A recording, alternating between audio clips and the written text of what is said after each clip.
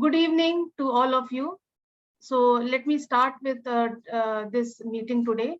On behalf of GeoSakhi, Asia's regional group, Women in Geospatial Plus, it is my pleasure to invite you to the webinar, panel discussion, Women Leaders in Space, Pakistan, which is a part of the celebration of World Space Week 2021. As you all know, this year's theme is Women in Space. We take this opportunity to talk to women scientists in the field of geospatial from Pakistan. We'll be discussing on the journey, work, achievements, and future trends in geospatial technology. So to begin with, I'll introduce myself. I am Dr. Lakshmi N. Goparaju, PhD in Environmental Science and Technology from Jawaharlal Nehru Technology University, Hyderabad, India, with specialization in remote sensing and GIS. Presently, I am a scientific advisor at Vindhyan Ecology and Natural History Foundation, Mirzapur, UP in India. I am the regional ambassador for Asia, Women in Geospatial Plus, and also the founder of GeoSakhi, which is an online learning initiative for women empowerment. I utilize geospatial technology in studying forests, natural resources, and wildlife. Additionally, mentoring is my passion at Women in Geospatial Plus as well as African Women in GIS. Let me introduce you to Ms. Sayyida Saliha Fatima Ali. She is the space enthusiast, national point of contact, Women in Geospatial Plus, and CEO of Spot GIS, is currently rendering her services to the Center for Water Informatics and Technology, Lahore University of Management and Sciences, Pakistan. Ms. Saliha Ali graduated in space science from the University of Punjab, Lahore. She earned her master's in remote sensing and geographical information science from the Institute of Space Technology, Islamabad. In pursuit of enhancing her research capabilities, she has presented the findings at different fora. Also, she got the opportunity to attend and facilitate various national and international workshops, training, summer schools, and conferences on space science and technology, environment, climate, remote sensing, and GIS. Since 2014, Ms. Saliha has been associated with World Space Week Pakistan, and she is an inspiration to start this initiative also. With this, she has been a part of various events, development goals. Her leadership and organizational and communication skills helped her collaborate productively with teams and facilitate valuable project results. Her eagerness to promote and exploring diversity by engaging and inspiring peers to develop a love for the subject and research has always kept her involved in community services. Also, she believes in collaboration for the mutual good to benefit communities and empower women in STEM. So welcome, Saliha. May I introduce you to Dr. Javeria Ahmed.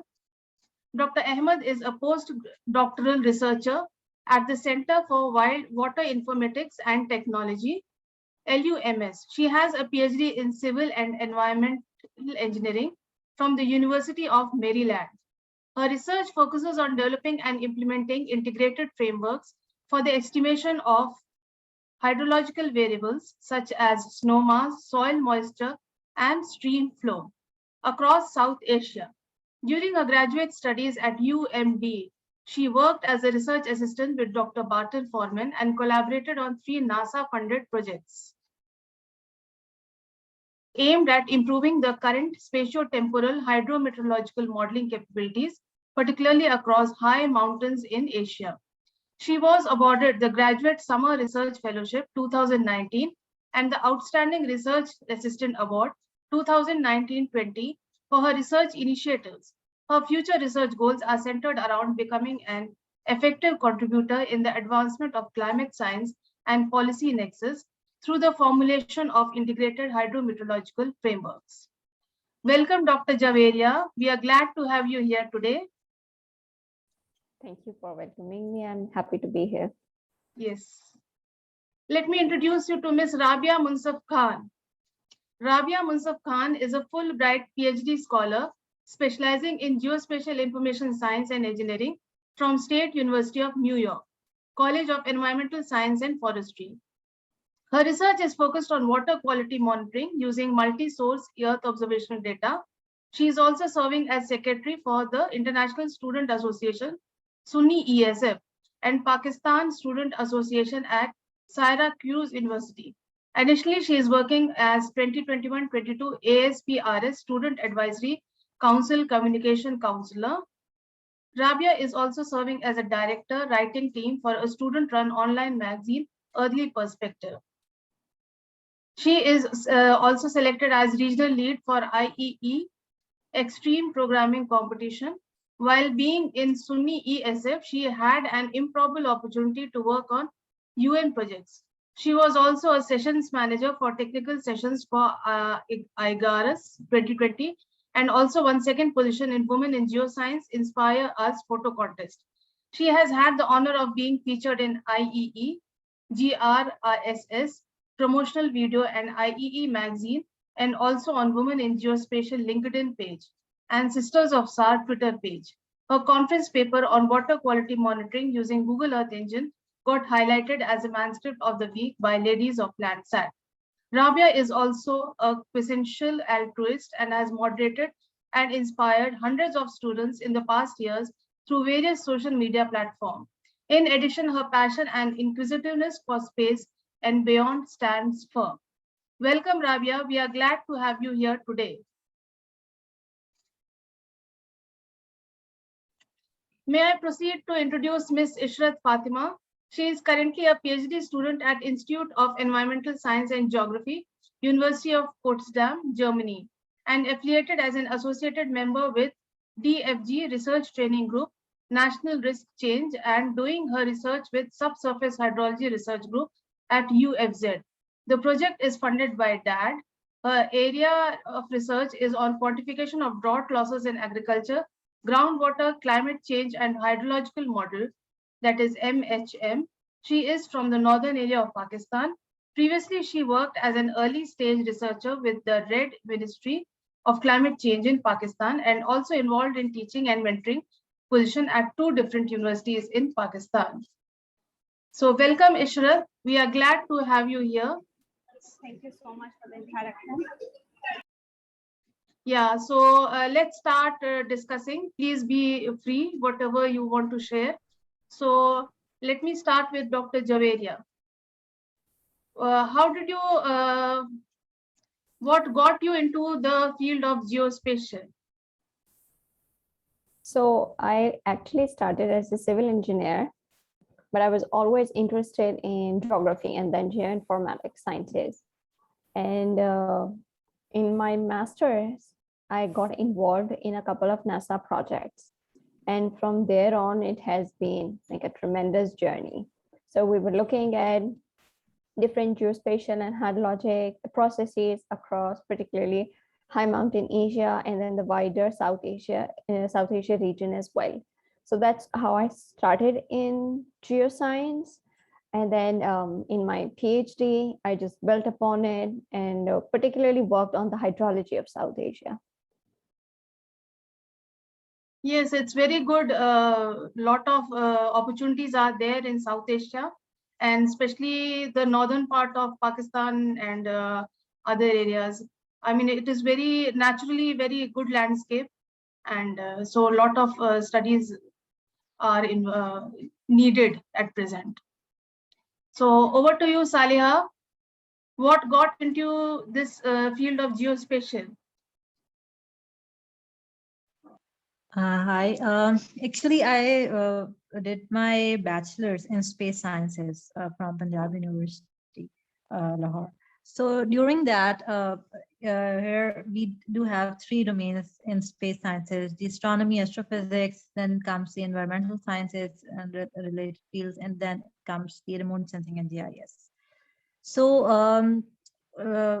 in the last year of my bachelor's, when we were asked for the final year projects and all these requirements, so at that time I got involved in a project related to remote sensing and GIS, and it intrigued me, and I got more interested in remote sensing and GIS, and for that, I specialized in remote sensing and geographic information sciences from the Institute of Space Technology in my master's.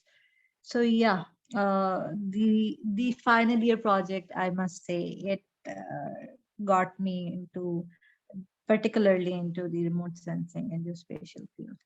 Yeah. Good. May I ask Rabia to share some of her thoughts on this? Hi, sure. Thank you. Actually, my starting point is also similar to Saleha's because we did our bachelor's from the same department, Department of Space Sciences, Punjab University. So I started off with space sciences, and there I got to know about remote sensing and GIS. And my final year project was also based on GIS. So from there on, I moved for a master's in remote sensing and GIS. And again, my final project was on using MATLAB, image processing, machine learning, deep learning. And from there on, I have moved on to my PhD in geospatial information science and engineering. So this is how my journey has been from space sciences to geospatial engineering. Wow, wonderful. So finally, you landed up with remote sensing and GIS.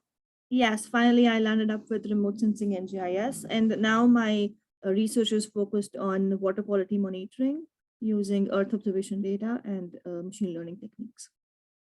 Good. May I call upon Ms. Ishrat Fatima, please? You will kindly share your thoughts also. Yeah, my journey starts from I did my bachelor in software engineering, and then when I did my software engineering, then in the final year of project, I did my final year project on information security for the security purpose. And then when I feel to proceed for the master program, I feel need to choose the type of subject that I will utilize my software thing to the environmental thing. And then I find this remote sensing and GIS feel very much close to my interest. And then I selected the Institute of Space Technology in Islamabad. And then from there, I started the remote sensing and GIS from the very basic. And then I come to my final year project. I selected the subject. The final year project was on hydrological modeling. And then when I did my final year project, and then I feel that yeah, I have to pick this hydrological modeling ahead. And then I applied here in Germany on the project of hydrological model. I'm working here on the groundwater. The study area is also in Germany, but I'm working on software part plus using the GIS and remote sensing data also for the impact assessment. Yeah, this is Wow, my journey. wonderful and quite interesting. And water is very necessary. So water monitoring, water quality assessment, all these are very important these days. So may I move on to Dr. Javeria for the second question?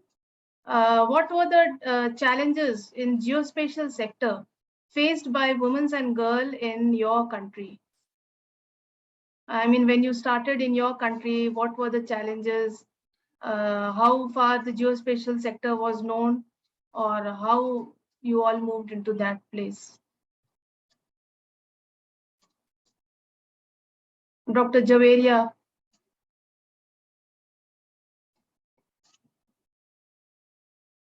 Okay, Saliha, I think she is connecting.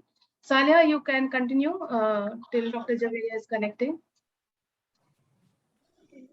Yeah. I believe when I was pursuing for, I was actually starting the geospatial side and getting into the field.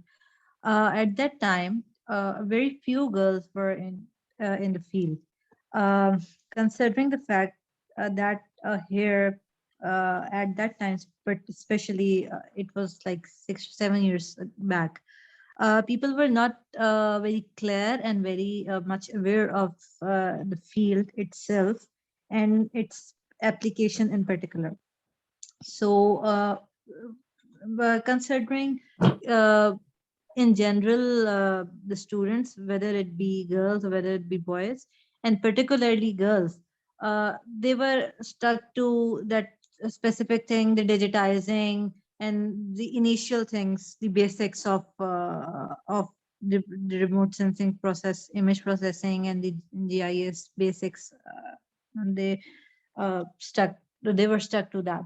But for now, I believe that in particular, considering the current situation, and everything is digitalized now, so people now are more aware of the field and its applications in every field, especially when we talk to environmental sciences graduates. They are most of them are interested in integrating the geospatial sciences and geospatial technologies with environmental sciences, whether it be atmosphere, whether it be water, whether it be ground, whether it be for the agriculture, forestry, you name it, and people are now aware of, and people are now, especially girls, are now interested uh, in the field now.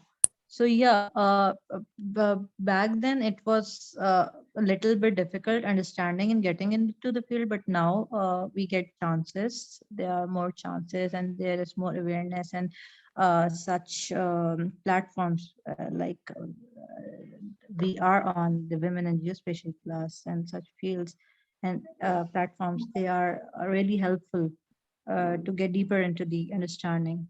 So yeah. Yes, yes, this is quite true. May I call upon Dr. Javeria? Yeah. Yeah. We were just discussing what the challenges you faced in geospatial sector by women and girls in your country.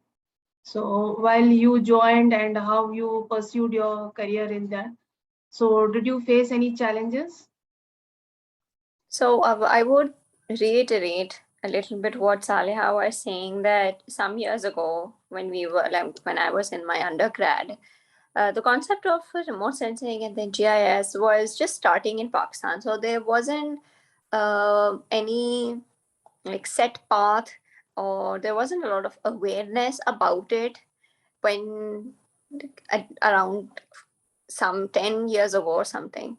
But with the passage of time, as people are becoming more aware of it, people are getting more interested in it, particularly when we see that remote sensing and GIS is now in every field, applicable to every field. It has such a wide range of application that people are becoming more interested in it, and there are more job opportunities in it as well. So with the passage of time, I feel as people are getting to know more about it, it's becoming more popular, and then therefore the opportunities are also multiplying with the passage of time. So for myself as well, it was the same. Then I didn't know much about it as well, but because of my PhD research, I got to know about it at a very deep level, and truly appreciate the opportunity that I got. And I really appreciate the women in geoscience and these women-led initiatives that are providing a safe space to talk about geoscience, and then, progressing it further, particularly in South Asia. Yeah, I agree with you. It's good that there are many opportunities. It is wonderful to note that. And yes, this is one science which integrates all other sciences. So to youngsters, I often tell that what is actually remote sensing and GIS. I said this is one science which integrates all other sciences. So Rabia, maybe I have your thoughts on this. Sure. Yeah, I second with what Salia and Dr. Javeria just said, and I'll just highlight upon it from my perspective.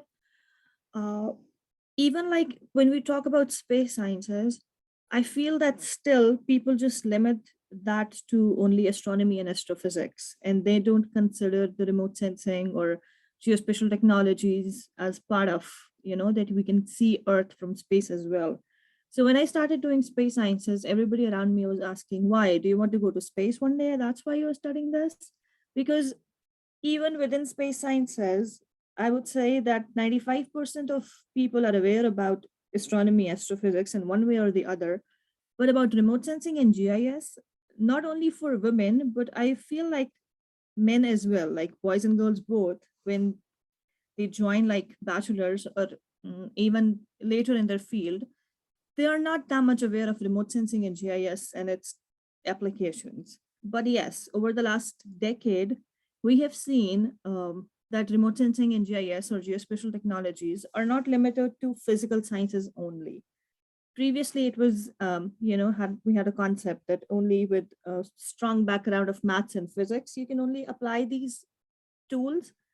But now I have seen that people with life sciences, from biology background, from environmental sciences background, even from economics background, policy making background, like now geospatial technologies are being used for literally every field. We are seeing the application of geospatial technologies and integration of blockchain. We are seeing the application of geospatial technologies and integration of artificial intelligence, and then like its effect on policy making.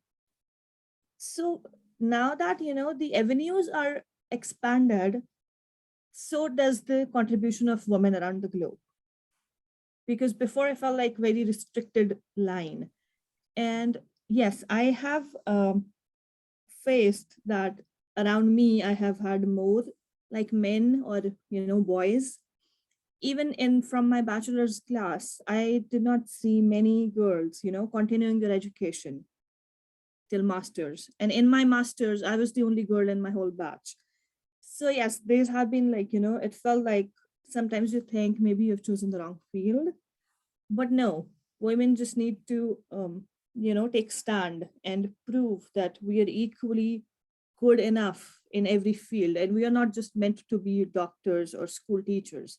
We can do equally good in all the walks of life. So yeah, that's what my 2 cents are. Yes, quite true. Now many other fields have come in. Architecture is also one branch which has seen integration of remote sensing and GIS. So it becomes more interesting as the different fields are or embedding this technology into their field.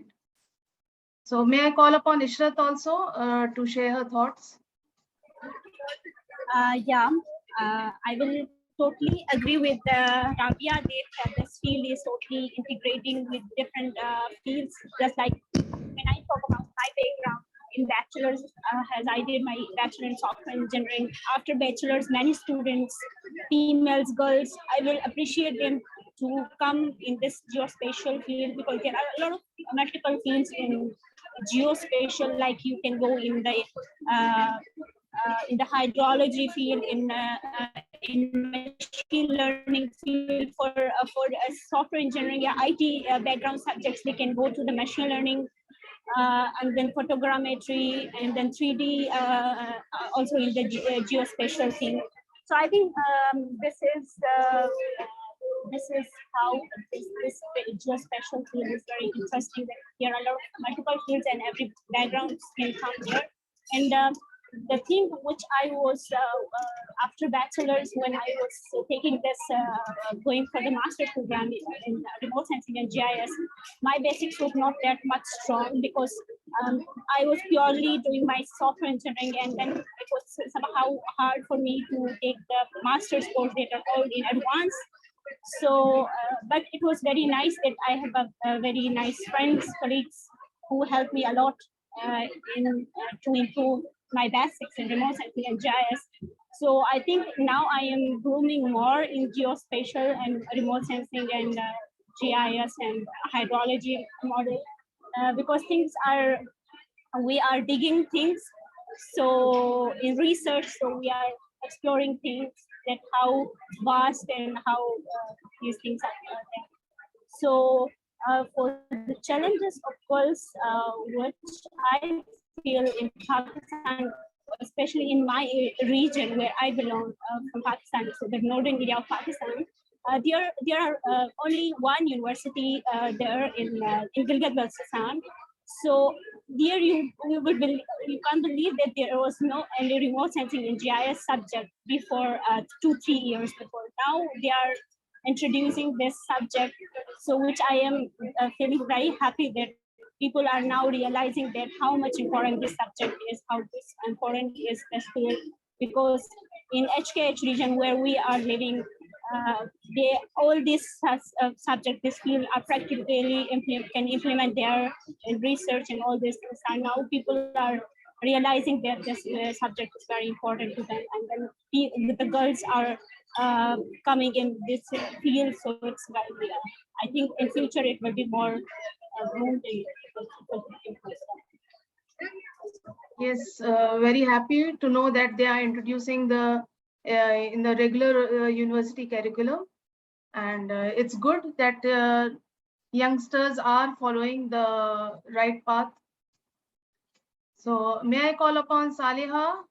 Uh, can you share some of your experiences which you had during COVID or post non-COVID times?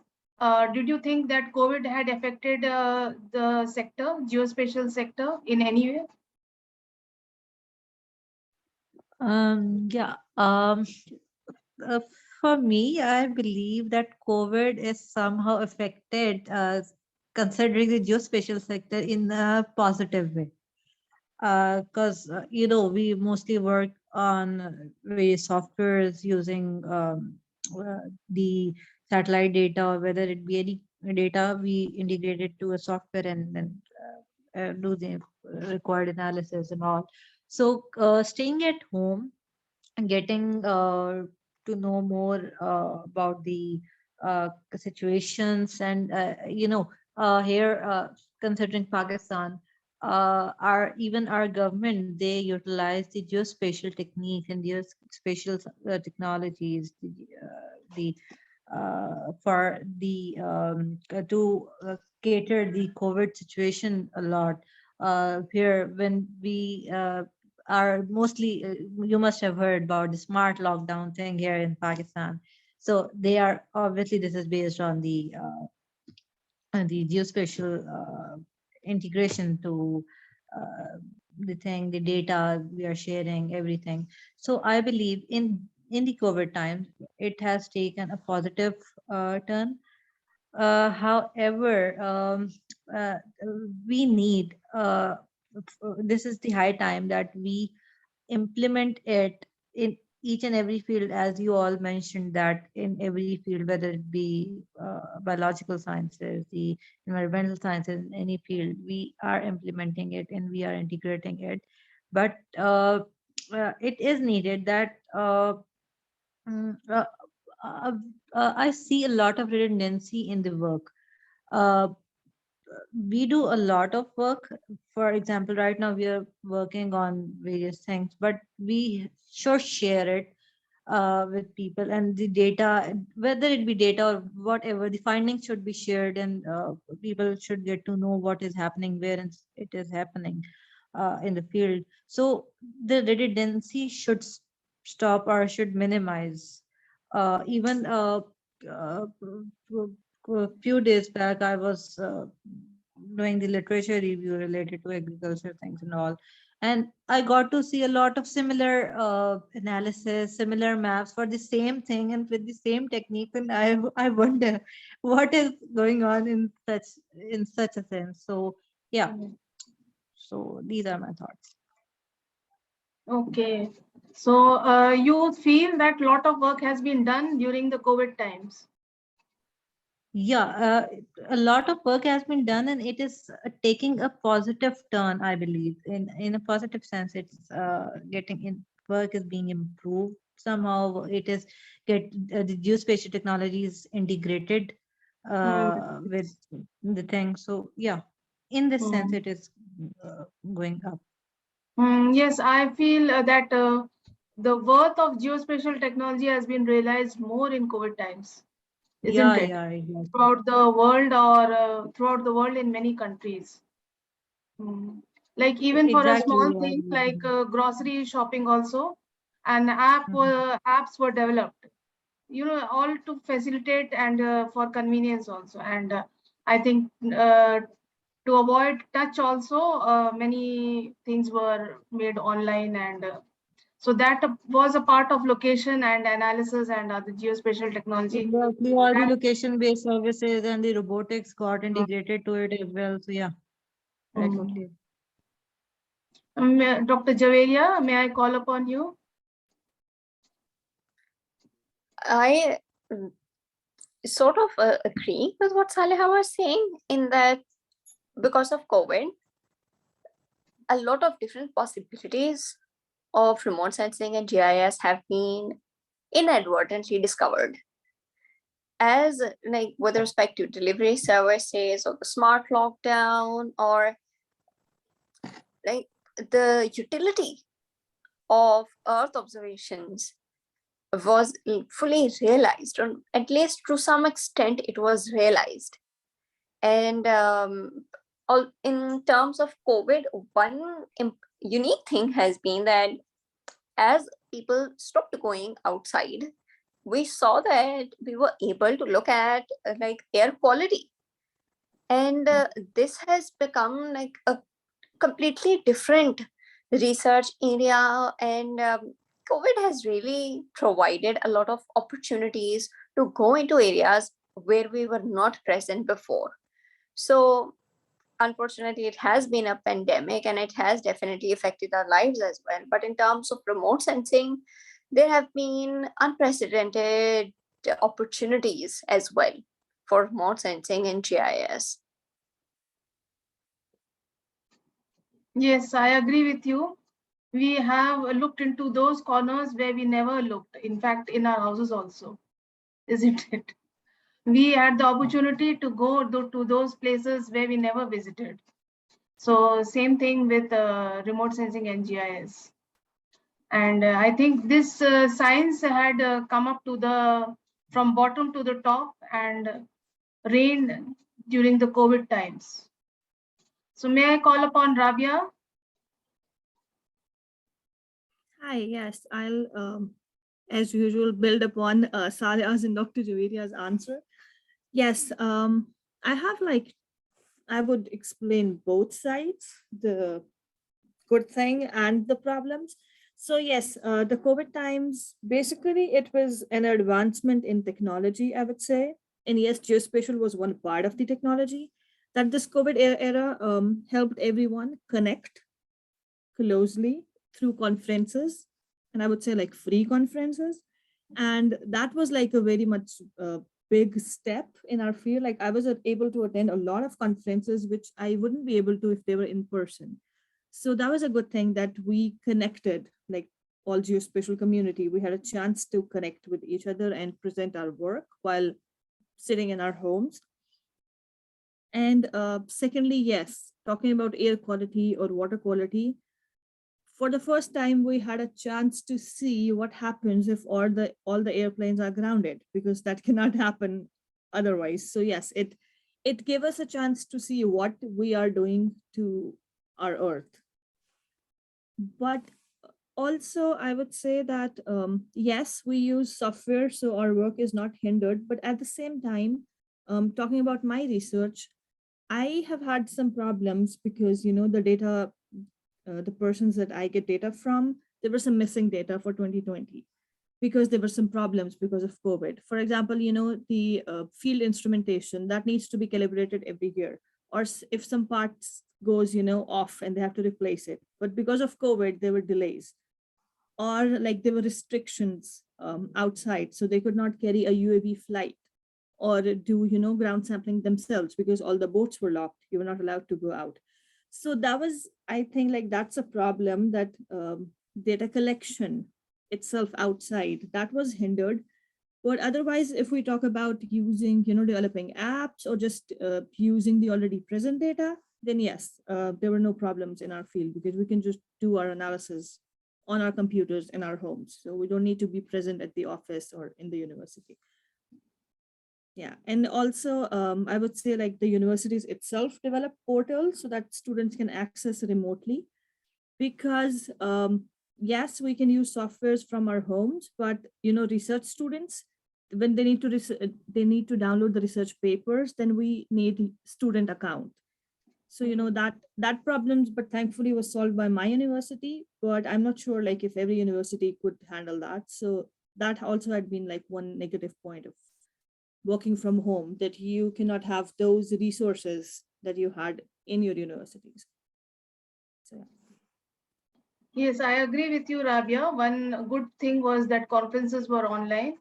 Yes, I also attended a lot and got connected to many other women during this COVID period.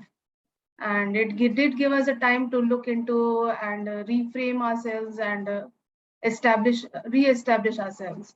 And yes, practical part which you had told, I guess there must have been some problems.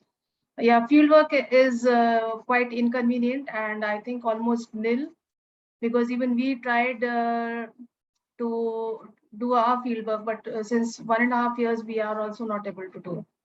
So that is the practical aspect. Ishrat, what are your thoughts on this? I will also agree with Rabia that the conferences part was very much.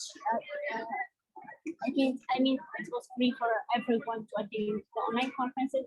Actually, I started my PhD during this COVID situation, and when I was first time coming here in Germany and starting my PhD, and obviously there was a strict lockdown, and I was not able to meet face to face with my supervisors, and till now my progress meetings and everything is online.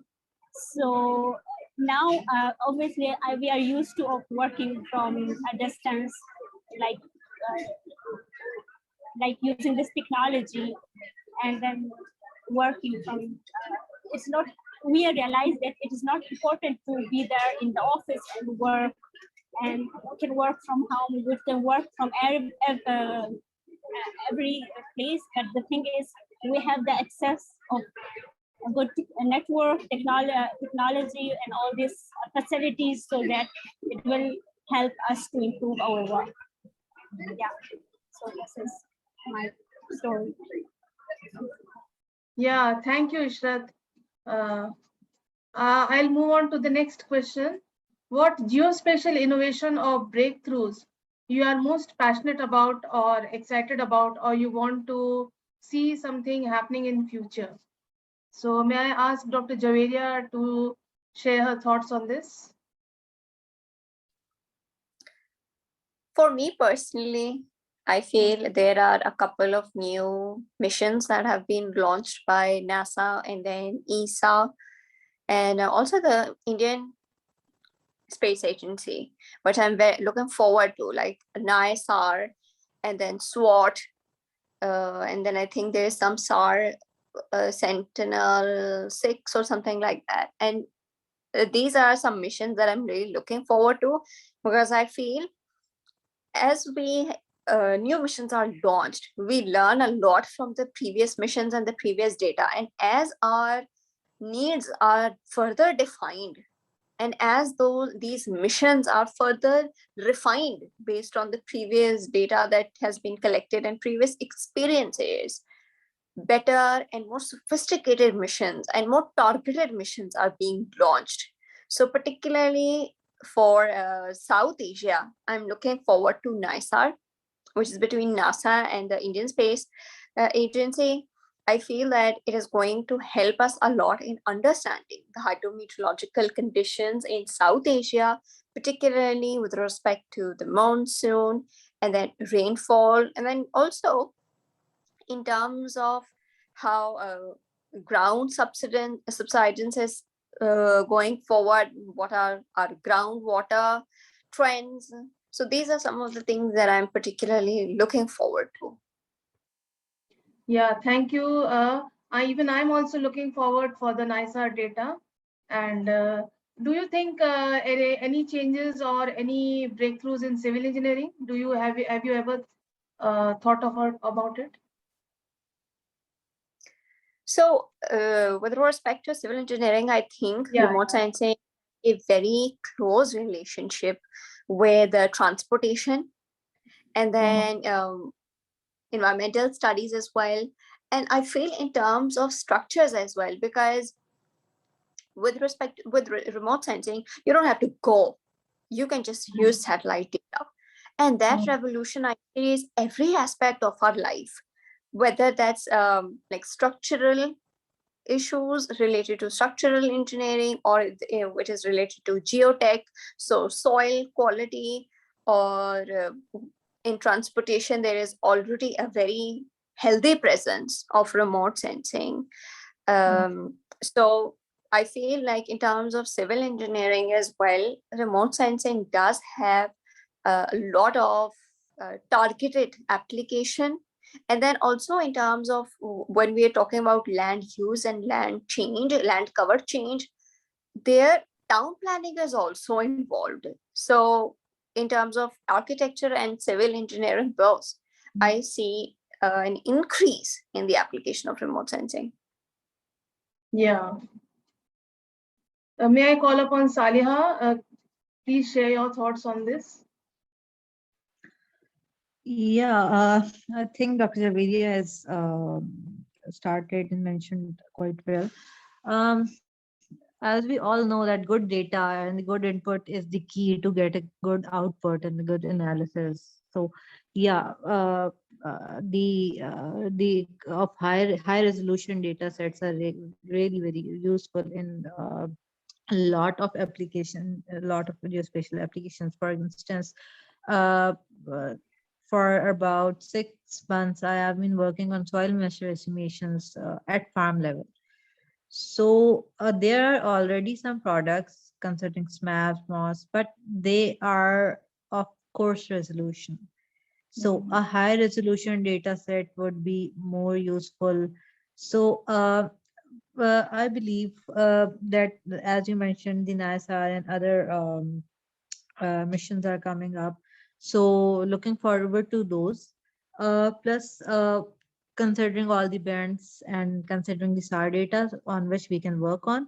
With this, the specialized missions, the and the already prepared products, they are itself more useful, that it saves our time, it saves a lot of efforts, and these are more efficient as prepared by high categories and highly sophisticated analysis. With this, I believe that moving towards the programming and the development part and integrating it to geospatial technology and science is really important. Uh, for now, considering Pakistan, we are mostly working on desktop versions of having the GUIs and various tools of softwares, including ArcGIS and QGIS, PostGIS. So, um, uh, in the last few years, almost 3 to 4 years, the trend of using Google Earth Engine platforms is has been increased in Pakistan, and I believe it's really made the things easier. It's more efficient, despite of working on the same data for a lot of time, and it's really time consuming and tedious, and gets tedious at times, using the programming and the you just code it and you just get the analysis done. So yeah, I believe that it is needed. Yes. So Google Earth Engine is more convenient and very handy. So I'll call upon Rabia. She has done some analysis in Google Earth Engine, I guess. Yeah. Yes, I have used Google Earth Engine, and I am using Google Earth Engine for my research as well. And yes, it's very handy. Especially you don't have to download those data sets, and also they're already pre-processed ones available. So yes, it's very handy. So yeah, my answer would be like threefold. Basically, I'll start with myself first. That because I'm working in water quality, so definitely the big through that I want to see first is related to my field, obviously. That to understand the causes behind harmful algal bloom, and it's not like limited to my PhD only. I'm talking about worldwide. Like we need to monitor the water quality, and we need to see how harmful algal blooms are generated and what are the reasons behind it, and then use geospatial modeling to, predict the areas and see how we can mitigate them.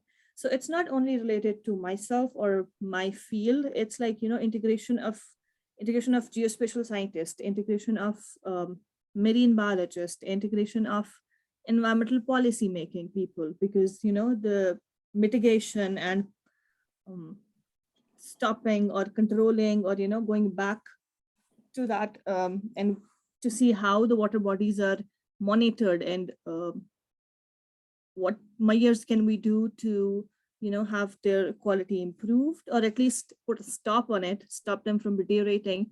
That also involves people from policymaking side and government level. So that's like terms of like personal level, I want to see breakthrough. But then building upon Dr. Javeria's and Saleha's answer, definitely first for Pakistan, I would like if students could engage more in programming side, yes, and get out of those conventional GUI based software and take control of their work, like in terms of working, like shift to, doesn't have to be Go Earth Engine. Okay, they can shift to R, they can shift to Python, MATLAB, any programming based environment, so that they have an added skill when they enter professional world. Because what problem that I'm seeing nowadays is that we have the theoretical knowledge, but Pakistani students don't have that added skill which is required in the market. You take on any job, even for internship, they have like any programming language, you have to have one of them at least, basic experience. And I know some faculty members in Pakistan who are working really hard to, bring students to have them learn any programming language, one or two. So that I'm expecting like in a couple of years that students from Pakistani universities will be equipped with the required skills, and they won't have any problem finding a job.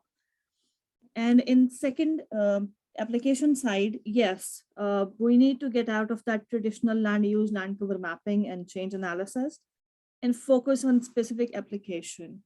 While working on my topic, I got to know that there's a whole regression side of application which we can use, because we were so always focused on classification, just pixel-based classification, that we did not see there is a whole new world in form of regression models that are used for all these biophysical parameters and all these applications like soil moisture, like forest biomass, like water quality, in all of these. So yes, we need to get out of that typical land use, land cover mapping. As Salia mentioned, we already have enough of those papers, and we need to focus, like they mentioned, that we can focus on town planning, So land use, land cover doesn't have to be just land use, land cover change. We can focus on a particular application and then relate it and see, what will be the consequences or how we can achieve that target. And definitely that will involve collaboration. So yes, we need to share our results, and we need to learn how to collaborate between different experts, because research is meant to be in collaborative form, because no one person is expert. Like I cannot be expert in biology or environmental sciences along with remote sensing and GIS and policy making. I cannot be expert in all those fields. So yes, collaboration is what I'm looking through as, global level breakthrough, that experts from different fields, from different countries, from different areas, especially the difference between global south and global north, like we come together as one. Only then we can solve these, because this climate change or water quality or, the forest degradation, this is not a local problem. This is a global level problem. And we all need to come together to put a solution to these issues. Yes, very well said, Rabia. One more thing I want to ask you. Do you think real-time monitoring of water quality is possible in near future? Well, again, it depends, like Dr. Javedia mentioned some upcoming missions. So yes, if we, take data from different, like multi-source Earth observation, I have seen, it is possible, but I'm not sure, like, what do you mean by real time? Like, is it 1 day, 2 days, or like in terms of seconds? Because near real time can differ according to the Yeah, application. just like air quality, like we are monitoring it, I think hourly, 6 hourly, 12 hourly, as well as days, weeks, and months. So maybe like that something. The ground stations, again, it depends. Like, if we increase one resolution, we have to have a little compromise on the other, unless we develop a sensor that's efficient in, high temporal, high spatial, high radiometric, high spectral resolution, because we need all of that. So the ground monitoring stations, they are measuring, they can measure at hourly level. The ground monitoring buoy data, if you use in the lakes, they do monitor hourly. But the problem is that they're limited to one point only. So when we go to satellite, we all know about the satellites that are available. Like in case of MODIS, if we have daily data, but there's a problem with spatial resolution, that the highest we can get is 250 meters. Yes, yes. But then if we go towards Sentinel on Landsat, then there's a problem with the temporal frequency. But there is new harmonized Landsat Sentinel product that's been used for water quality. I've seen a couple of papers on that. And then there's a new generation of PlanetScope data, which is high spatial and high temporal. But the problem is with spectral and radiometric, that they don't have that high quality of radiometric resolution, and they're like limited to only 4 spectral bands. Well, if we develop techniques to, data fusion, to they make use of the strengths of each particular satellite, then definitely it's not like, we'll wake up tomorrow and there will be a satellite which will give us near real-time monitoring and all, with high resolution. But we are going towards, like, Landsat 9 has improved radiometric resolution. So yes, that will be very helpful in seeing the different shades of colors. Like it has, yeah. So we are moving towards it, but when we are going to reach it, I cannot say anything in particular. But yes, there are, like, I am looking forward to the new hyperspectral sensor base, phytoplankton, aerosol, ocean. That will be like very helpful, I believe. Like that will be hyperspectral, so that can be used in I think it can also be used in discriminating between different, phytoplankton species, like different algae types. So yeah, it's all a compromise. Like it depends what we are looking for, and then like choose that a specific satellite or sensor that is applicable for your use. Yes. Yes, we are looking forward for the very good future. May I call upon Ishrat to share her thoughts on this?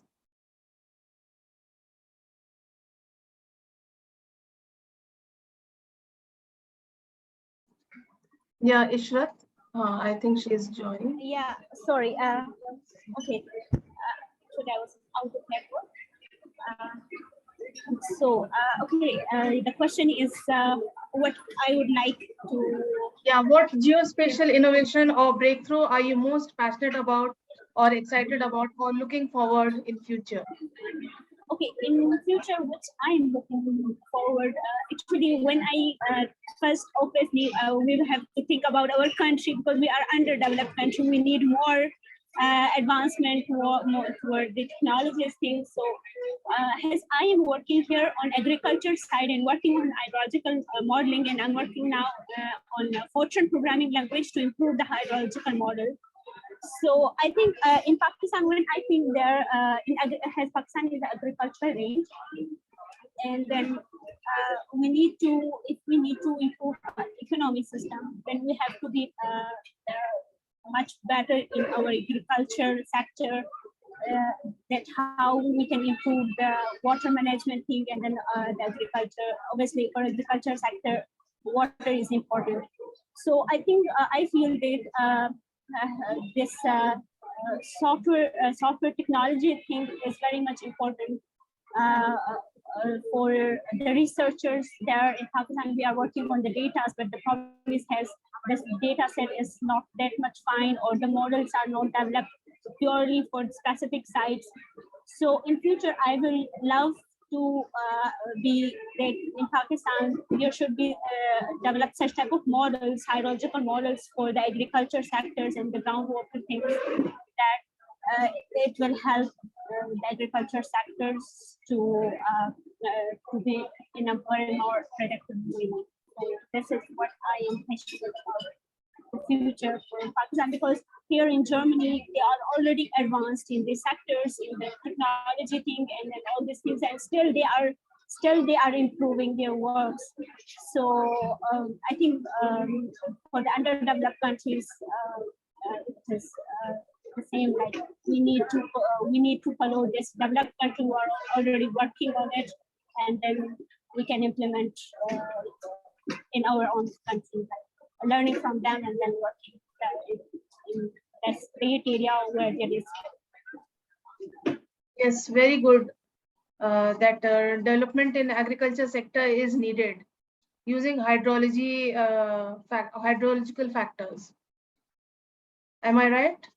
Yes, because Yeah. obviously in hydrological modeling, there are still people are working and improving these models. So I'm also in that part that I'm working on a Fortran programming language, and I'm working on MHM hydrological model, and still that is a part of USC German research center. They are working on this model, and then still this improvement thing is not stopped. Still we are working on better resolution and better that it will capture more realistically the environmental sector thing. Yeah. Yes, it's great that Ishrat, you can also work in this area, and hope to see the changes, and hope you can bring some of the changes in your country. Yeah, Isn't hope it? so. Yeah. Yeah. I'm looking forward. Yeah. So proceeding to one more last question. What words of encouragement do you want to give to young girls and women in your country? Dr. Juwaria? I would say that particularly, I don't know, fortunately or unfortunately, but remote sensing, since it's all computer based, it should appeal to a lot of girls, because they don't have to worry about security, they don't have to worry about going to and from the workplace. So it is an easy career for girls, I think, as compared to a lot of field intensive jobs. But then it would be a little bit limiting as well, because then we would just be encouraging and propagating girls staying in front of their desks and working. But on the other hand, it does provide the flexibility of working from anywhere. So for girls who have families or who have other responsibilities, it would be easier to navigate as compared to other field intensive jobs. And they also would have, I feel, a higher chance of excelling in it, because here only, well, your skills matter. If you can't produce a product, if you can't make sense of the product, then it doesn't really matter. So I feel it is suitable in terms of gender. However, I would like it to be used as a tool for women empowerment as well. That like this Women in Geospatial Sciences, different organizations that can sort of form a networking or a connecting sort of link between women all over South Asia or all over the globe who are interested in remote sensing and then GIS. So I feel it has a lot of potential, particularly for female students, in terms of access, in terms of excelling in their field. And I think it would also provide them an opportunity not just to develop software skills, but also analytical skills in using remote sensing to solve social issues, social problems. So in terms of applied remote sensing, I feel and I truly believe that girls can really excel in this field. Yes. Wow, wonderful. Geospatial technology is woman friendly, isn't it? Yeah. So, Saliha, can you add your thoughts on to this? Yeah, I believe Dr. Javedia has beautifully expressed some of my thoughts as well. So yeah, I agree to that it's a women-friendly technology.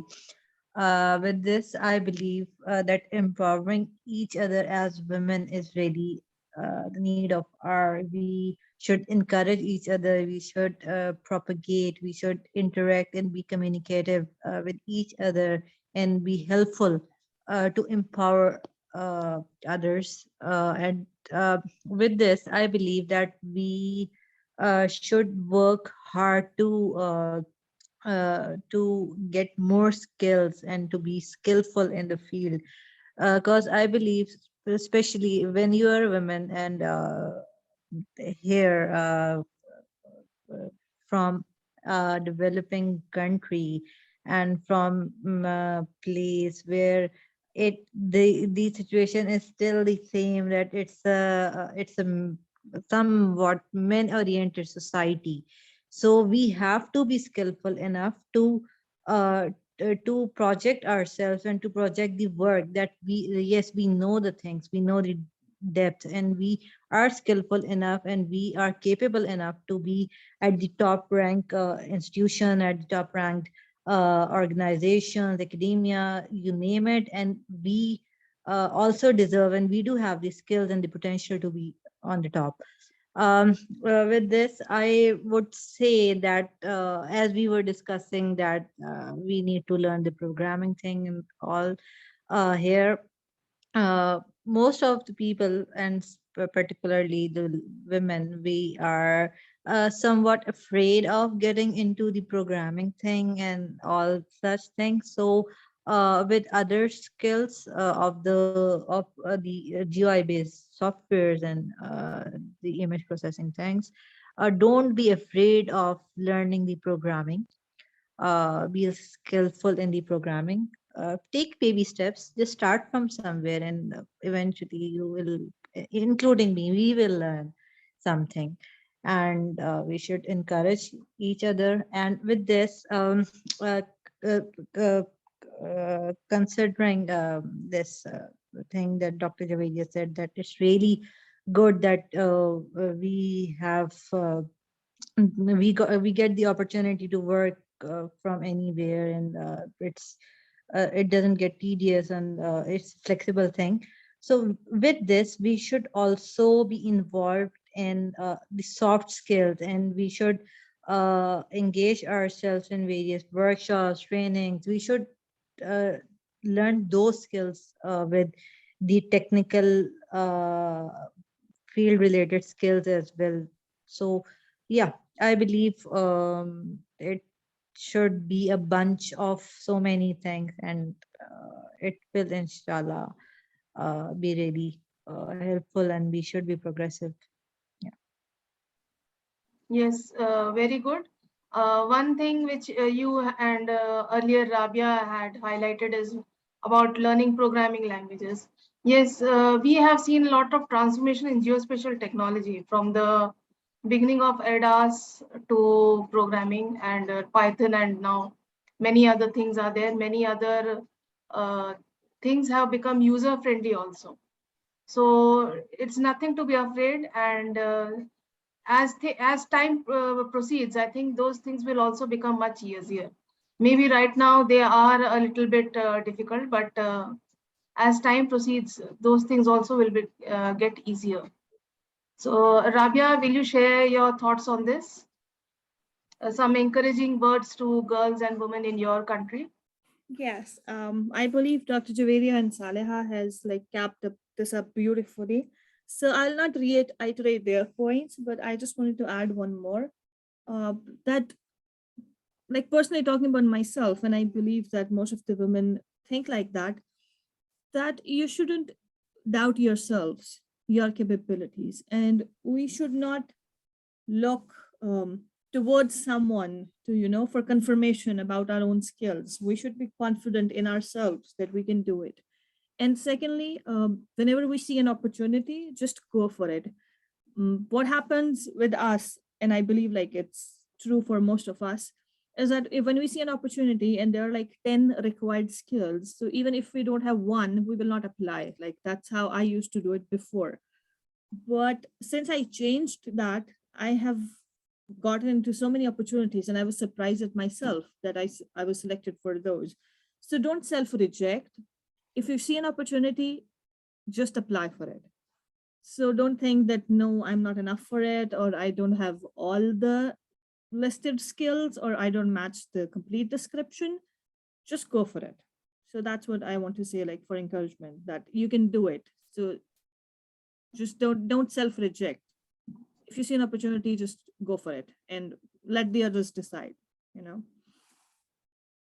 Yes, well said, Rabia, that you should dare to apply and dare to prove yourself, isn't it? Yes, exactly. At least go for it, because applying, or just being present in somewhere, like going to a conference or a webinar, like that takes up a lot of courage. So just be there, show your presence. Yes, very good. Ishrat, may I have your thoughts on this? Yeah, I would say like that girls to focus on their skills, to improve their skills and groom in the field where in which field they are in. And then I think yeah, by going to different conferences, it will improve their profile. And then has if I go through different opportunities. When I was applying, the European Union are more focusing on climate change, and there are a lot of opportunities in this GIS, remote sensing, and geospatial field. In European Union, they are funding a lot, just like the Marie Curie scholarships. This is a highly paid PhD scholarship. And there are a lot of short-term projects, long-term projects. If anybody wants to do their own project, they can just submit their proposal and they will accept it. And there are a lot of opportunities here, I feel, because the problem for the underdeveloped country is like the budgets and then the project fees. If anyone wants to do something there, the problem is money. Here in the developed country, the money is not a problem. The thing is, you have the skill. You should need to passionate about the thing which you're going on. Then just submit the proposal, and then obviously you will be selected for that. So the thing is just focus on your skill, and then groom, and then improve their profile. I think this is my solution. I think. Yes, wonderful, Ishrat. I hope whoever will listen to this, young girls will be inspired and encouraged by all your encouraging thoughts. So I think we have come to the end of the session, today's session. It was wonderful talking to you all ladies, and had wonderful thoughts about your country.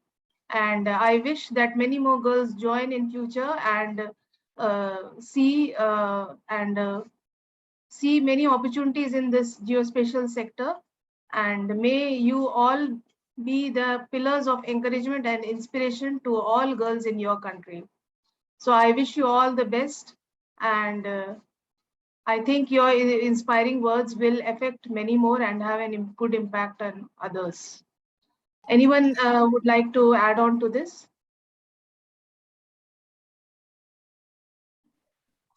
Yeah, you're thank you right. very much, Lakshmi, for the kind words and such encouraging efforts and such a platform.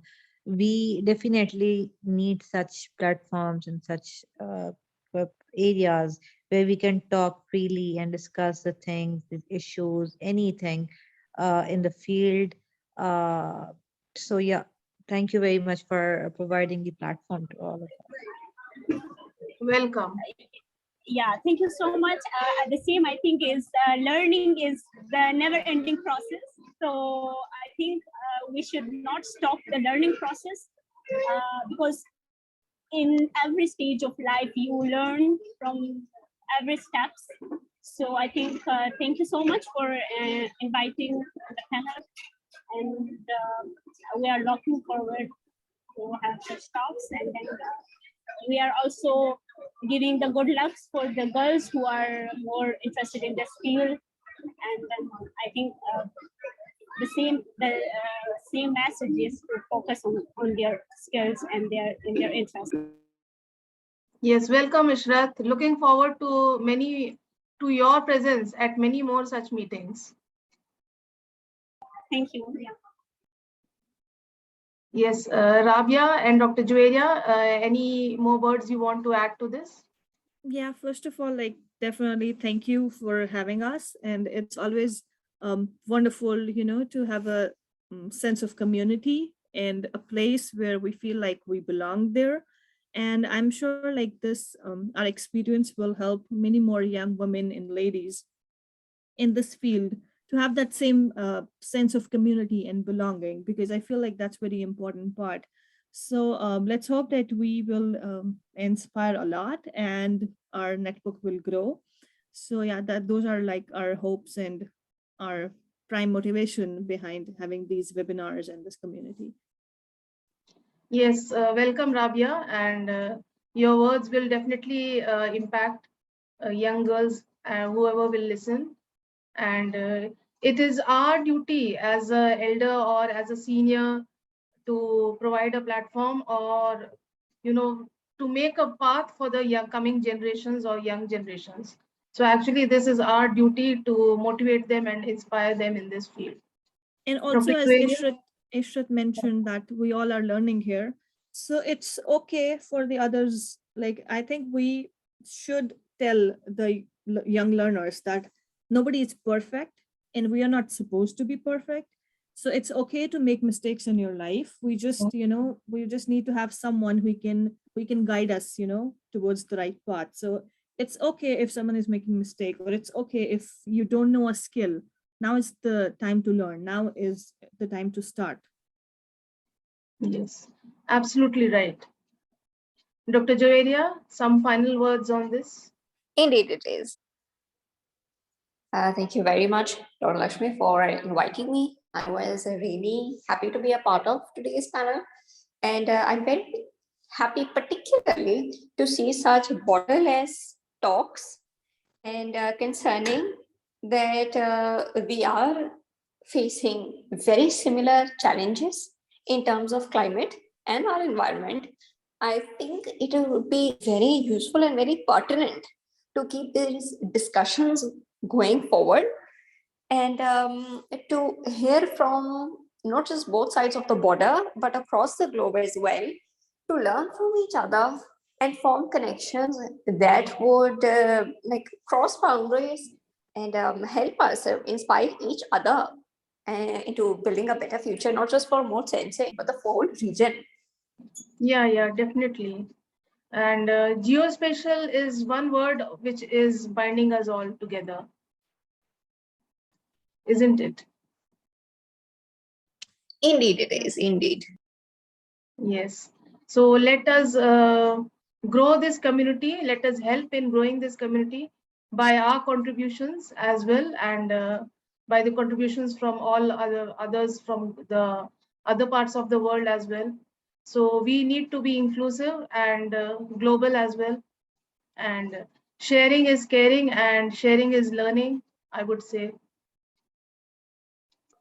So Yeah, yeah. the more you say, the more you know, and the more you learn as well. Yes. Sharing also, even sharing your thoughts also, you're sharing your problems also, sharing your suggestions also, all these matter. And unless and until you speak, you don't know the problem of the other side of the globe, what they are facing.